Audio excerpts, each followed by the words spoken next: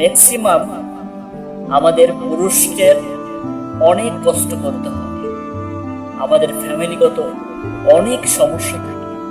একটা পুরুষ মানুষ অনেক ব্যথা, অনেক কষ্ট সহ্য করে তার ফ্যামিলির জন্য।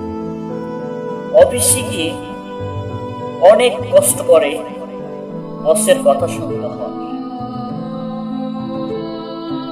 যেখানে যান না কেন, আপনি যে কাজে যান না কেন, পুরুষ মানুষের কথা শুনতে হয়।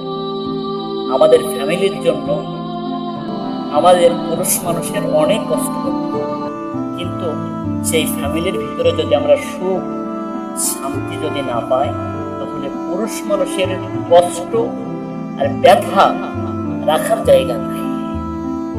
এই জন্য আমি বলবো, যাদের ফ্যামিলির ভিতরে সমস্যা আছে, ফ্যামিলিকে মেনটেন করে রাখে।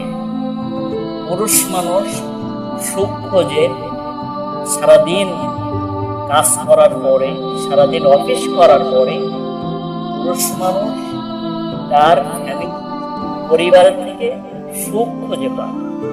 ফ্যামিলি আর পরিবারের ভিতরে যদি সুখ আর শান্তি না পায়, তখনই পুরুষ মানুষ কিন্তু নষ্ট হয়ে যায়।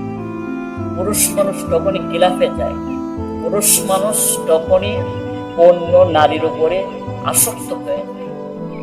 এই জন্য আমি সকল ফ্যামিলির সদস্যদেরকে বলবো, একটা পুরুষ মানুষকে আপনারা ভালোবাসেন, ভালোবাসার নজরে দেখেন।